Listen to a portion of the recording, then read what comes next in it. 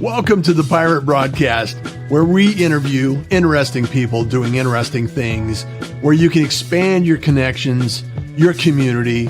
Kindness is cool and smiles are free. And let's get this party started.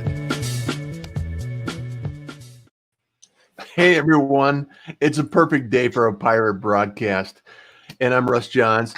I want to make an announcement before we get started here that LinkedIn has been a great place for me personally and allowed me to make friends, build relationships, and really grow. Everything in my life.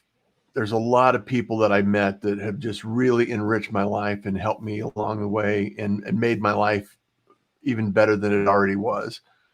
And we are hosting, along with Kenyatta Turner, Art Jones, and myself, are hosting a LinkedIn Live pop-up event this evening, this afternoon, Pacific time, 3 p.m. And I wanted to reach out and let everybody in the pirate community know that that event is taking place. And as you know, in social media, sometimes we see notifications, sometimes we don't. We put a few things out there. So if you would be so kind to join us today, there's a LinkedIn Live pop-up event listed in LinkedIn itself. You can join there.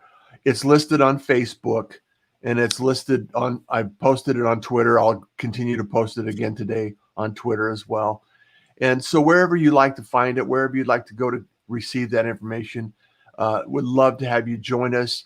It's going to be a casual conversation. We're going to be talking about storytelling and entrepreneurship and pop-ups and community and a lot of things that we can do as a community to make sure that we're reaching out, making these connections, and helping each other out. And on the theme of helping each other out, I want to introduce our speaker today, our guest, our new pirate, our brand new pirate, Liz Lawless. And she has I didn't think of it. Yeah. So she's been on a journey of publishing, entrepreneurship, and we want to talk about the creativity and the creative process that she's gone through, and make sure that we share another pirate in the pirate community. Good morning, Liz. How are you doing? Good, Russ. I'm doing great. Thanks so much for having me. I'm so jealous that I didn't think of it sooner.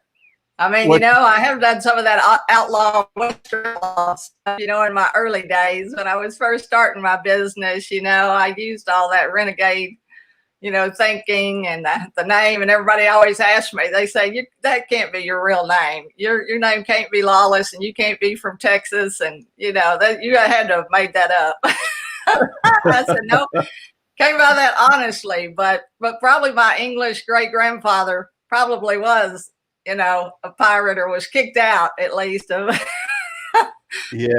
ship and sent far, far away. But, so anyway, well, I'm so glad that you're here, Liz, and I love your name. It's Liz Lawless. That's poetic from Texas as well. So. Right. It's really funny, especially when I go other places. We kind of all talk the same down here, but if I go north or even to California or somewhere, it's like that can't be right. So it can't. But it is. It can't be right, but it is. Yeah. I want to talk a little bit about your journey, some of the things that you've been doing with publishing and how you got into the entrepreneurial space because of your publishing journey, if you will. Okay. Well, I know you're helping people. I know you're helping people publish and do some things in writing. However, which came first, the entrepreneur or the publisher? Well, the entrepreneurship, because basically what happened, I was always a reader. I wasn't a writer. I don't get up and write every day, and I don't do that today. I was a reader. I always read. I loved the library, had access to books early on, and I'll talk about that in a minute. But basically, when I went to school, I started as a Spanish major, ended up in journalism and speech. And so I feel like I learned how to write when I went to college, and I was on the school newspaper for 3 years. I worked all the jobs from reporter up to editor and did all of that kind of stuff. But when I got out of school, it was really, could I write creatively? I wanted to write books. I mean, I had that in the back of my mind that I wanted to write books, but I really didn't know how, if I was, was creative enough to do that. Because I kind of felt like, journalism is kind of who, what, when, where, how. It's real factual. And so I took a creative writing class with my mother after college, and I wrote this story, and it was the most difficult story I had to write. It was about, we had to write a monster story, and she gave us the assignments like up front. And I was dreading it because, I'm not a horror person. I don't watch horror films. I don't like those kind of books. I mean, I've got friends that write it, and I try to read their stuff, but really difficult for me. And so, but I was watching the series on the brain. PBS had a 13-part series on the brain. It was probably one of the very first things back. This was in the late 80s, that came out on the brain. We know so much more today. But so I sat down that night, Sunday night, assignment due on Monday, and wrote this story about the creative monster, which was the creative spark that was living in my head that I was fighting with all the time. Trying to get the creative process, figure out the creative process, and how the brain worked. That was just fascinated with that behavior. So she said, I think this could be a children's book. And I was like stunned. I mean, because I was so uncomfortable with it. And she said, that's why it's the best thing you've written. So that's the first point. If you're a little uncomfortable with something, it's probably better than you think it is, Yeah. And so we don't share the things that we're uncomfortable about and with people as much. So that would be my first little secret or tip to share with your audience. The second thing is, back then that you had to do traditionally, the self-publishing was really just barely starting. There was no internet. You had to go the traditional route. You had to send a query letter with your manuscript, and you had to go to the library and look up all the publishers and find out who did children's books and then send them a note. So I sent out 50, I'm a rah-rah kind of girl, as you can tell. So I sent out 50 letters, 50 queries, and was waiting, and you wait and you wait and you wait to hear back, and then the letters started coming in.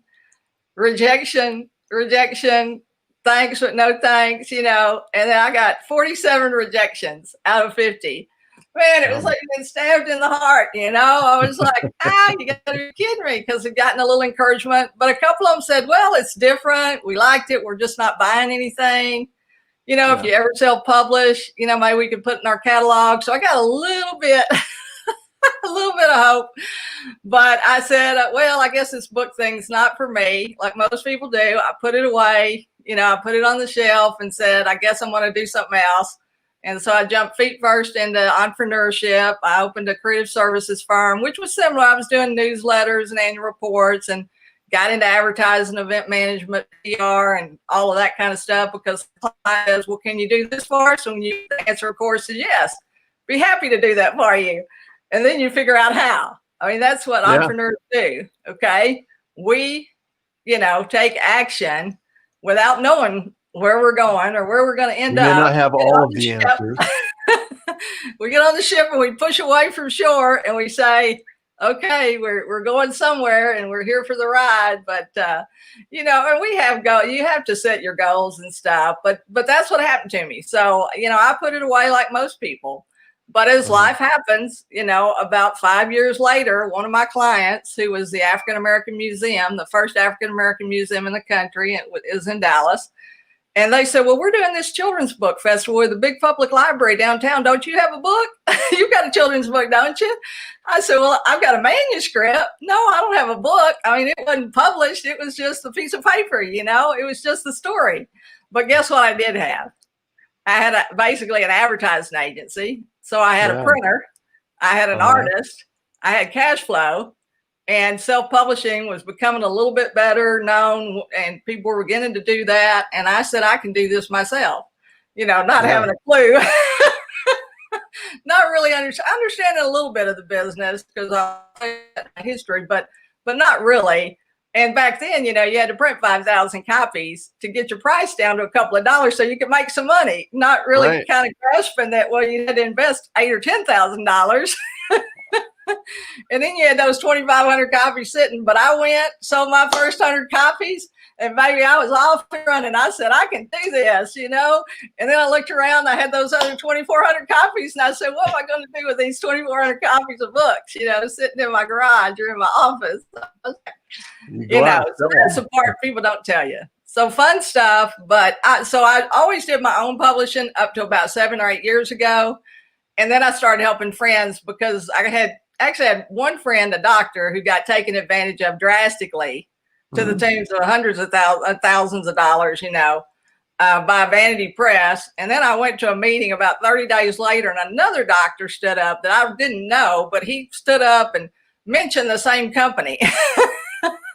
So, of course, I had to go over and say, well, how's that PR and marketing working out for you? Because I knew, you know, from my friend of 30 years that I had known, you know, all my life. And he laid his head on the table, you know, and went like this. And I said, well, this is what we do. Because we had just started helping, because I was helping my friend. He said, I got 4,000 books. They're sitting in a warehouse. They're charging me every month. I don't know what to do with them, Liz. Can you help me? Yeah. And so that's kind of how I got into helping other people publish. And so now we have 99 straight Amazon bestsellers, #1 bestsellers consecutively over the past 6 years. I do mostly nonfiction and children's books because most of the people I work with are entrepreneurs. They want to use publishing to leverage their business or to market. You know, that's just another marketing tool that you can use. So that's kind of how I got in it. But interestingly enough, I had a guy ask me, we were on a call, I guess, probably about a month ago. And I said, well, you know, I've been in publishing a long time, all sides of it. And he said, well, you must have started really young. And I said, well, that's an interesting question. So I started thinking about it. And I said, you know, I actually started when I was 11 years old. Because my parents owned a Christian bookstore. My mother opened a Christian bookstore, a brick and mortar store in 1972.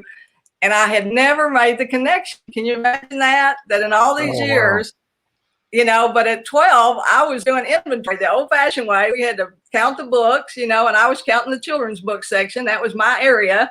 And we had to write down the name of the book, you know, Dr. Seuss, 3 copies, you know, $4.99 or whatever the price was. Because that's how you did inventory in the early days. You know, there weren't scanners. There weren't, I mean, none of this other stuff, technology existed. So really funny. So I said, well, I've been in this longer than I thought I'd been in it. But the good news is that both sides of it, because, you know, I saw the traditional catalogs and we had all the publishers and we bought books. So I understand the bookstore process because I lived with that for 27 years. When my dad got sick, we closed our brick and mortar store. My dad was a coach, and he was the only state championship baseball coach in Dallas, in the Dallas ISD, in the Dallas School District. He won in 1965, still holds the record. Won 13-0, still holds that record, you know, his team. But my mother had opened this bookstore, you know, and so we were one of the first shops on Amazon. I had, you know, when Amazon came on the scene, early 2005, I think, you know, I put my books up for sale because I've always published my own stuff. I have 7 books. And I periodically through the years publish my stuff, but I didn't help other people because I was doing marketing and PR and event management. You're doing your stuff. Right. I was doing the business because the business took off, you know, and that was much more, that's much more profitable than the publishing, I hate to say, you know.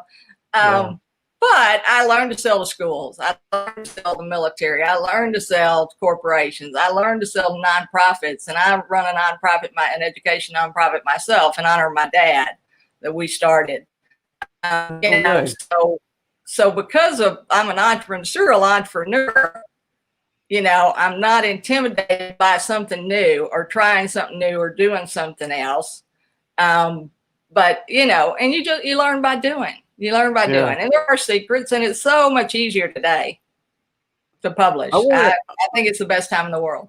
I want to unpack a couple of things that you brought up because I think it's important for us to understand that, you know, you don't have to do it alone, and you have people out there that have experience. And like yourself, you didn't even realize how much experience you actually had until you actually started implementing it for other people. And, Right. being around the industry and being involved in understanding, the inventory process and the brick and mortar and the Amazon space and everything else. I think a lot of people would tell you that having a book is one of the best business cards you can have. If you're a Right. speaker, an author, Yeah. and a coach, and you're going out there in public, and having conversations and starting conversations, even online, it's important to understand that you can have a book, you can self-publish, and the process is easier today than it was 20 years ago. Much easier, right? Much easier, much less expensive too. So that's why I got so mad, about my friends. And the second guy probably paid double because he had hardbacks too, Yeah. and that's the thing about it. There's really nothing about publishing that you can't learn if you want to learn. But it comes back, and it's the same thing in business. It comes back to two things, Russ. You either got time or you have money. Yeah. Okay. Yeah. If you don't have the money, guess what? You have to spend the time. You have to learn it yourself, or you have to partner with somebody, or you got to barter with somebody. You got to work out some kind of deal. You got to figure something out if you can't invest the money. And today, like you say, it doesn't cost a lot, but you still probably have to think about investing a couple of $1,000s. Yeah. I don't edit my own stuff. I send my stuff out to be edited because I read it right. I know what it's supposed to say. So when I'm reading it, I read it right. And then I give it to somebody else. I give it to you to read, and you read it and you go, Liz, I can't read the label inside the pickle jar, right? Page 32. I don't think you meant to say that. That sounds kind of funny to me, and you read it back to me and I go, no, I didn't mean to say that, and you have to correct it. So I always pay for editing, always pay for a good cover and a book cover designer. I mean, if you're a graphic designer, I'm not going to tell you not to design your own stuff, but I am going to tell you to look at other people's books because there is a process and there are things that work better than other things. And what people don't understand is their book is not going to be seen as a 5.5 by 8.5 or a 6 by 9, which is the standard trade size, a half an 8.5 by 11 page. It's going to be seen like a postage stamp because it's going to be on the page on Amazon with 50 other books. Yeah. Well, and you really have to, page layout and the forward and all of the things. There's 1,000 different details that you need to go through. Right. I've published before in the past, and I do have an Amazon bestseller, international bestseller, actually, in the marketing field, and I went through that process, and so I have some experience with that, and I just really love the creativity and the journey of going through this process and saying how it works. You learned so much, didn't you? Didn't you learn a lot about yourself, and you learned a lot about the process and the market and your audience? Oh yeah. And I'll probably do it again. I'll probably do it again at some point in time. But I did it, to help some other people and build community around the subject of marketing. So it's it's one of those. It's a process that you go through, and it's like, okay, I did that, been there, done that. I want to give a shout out. That's what people need to understand is it's a process, and I'm not saying you can't write something in a week or in a weekend or whatever, but the reality is writing is a process, and your brain, that's why you need to set it down and walk away and come back to it. That's why you let other people read it, because while you're away from it, your brain is still working on it. See, we have this marvelous thing that we carry around with us every day that we ignore. And 95% of people ignore it and don't call on it for help when it's right there with us. But it works certain ways. And part of that is it needs time to percolate. It needs time to take all the things you've kind of brought together and pieced together, and this story here with this experience over here and these 3 points or this system or process. And, so you have to allow that time for creativity too. For it to be better. It gets better. I'm not saying it's not going to be good, but it's going to be better. Yeah. Yeah. I want to give a shout out to some of the people in the community here, Liz. We got Petros, love LinkedIn. Thank you, Petros, for being here. It's awesome. Hyatt, he was in here yesterday. He was talking about it. and he's published author. He's published more than once. I hope the photo shoot went well, Hyatt. I stay in touch. I know that he's just south of you, Liz, in Houston there. So okay, great. Yeah, perfect. I was in Houston for a number of years and lived there. So Ben Babcock, I'm glad to hear you out. Thank you so much. Donnie Ray Wilson. Hi, Russ, Liz. Donnie here in Germany. Thanks for showing up, Donnie. Appreciate that. Gabriel, if you're not familiar with Gabriel, he's a producer just like I am. He produces live TV and live broadcasts and live streaming, everything else. And then Petro says, everything about this site is awesome. Well, thank you so much, Petros. This is very cool. I love it. I agree. What time? The time you're referring to, Hyatt, is at 3 p.m. Pacific Standard Time. So if you're available and you're open, it would be great. Love to see you there. And Ben says, my connection is breaking. I hope it's not only me that's experiencing this. I hope so, too. I hope it's not a problem. Con says, good morning, Russ and Liz. Ahoy, pirates. Thank you, Con. Con's an amazing individual that's a pirate, Liz. So hopefully you're connected with some of these pirates here. Love your can-do entrepreneurial spirit, Liz. Thanks, I do, too. Appreciate it. Yeah. Yes. Great energy, instant espresso. And Kathy Spooner says, good morning. Thank you so much, Kathy. Thank you for being here. Also, so true, Liz, you either have time or you have money. Yeah. Right. Absolutely factual. Yeah, the third part of that obviously is resources, people, but we'll talk about that too. Sure. Liz probably knows Sandy Lawrence here in Houston, Perspective Public Relations. Heard of him. Perceptive Public Relations. Yeah, Sandy's a icon she's been in marketing and publishing and media in Houston for years. Yeah. Paula Goodman, hello, just dropping in. Thank you so much for dropping in, Paula. Thank you for being a pirate and being part of the pirate community. I love that. Oh, great topic, she says. And I'm recording these. I'm reading this off, Liz, because by this afternoon, this will be a podcast, and this will be broadcast on all podcasts, where all fine podcasts can be found. Can be found. Okay, great. And then Kathy Spooner says, my first book is due to be released next month. Congratulations. Yes, definitely sure. a huge undertaking. Took me 5 years to get it written, and the production process has taken another 6 months.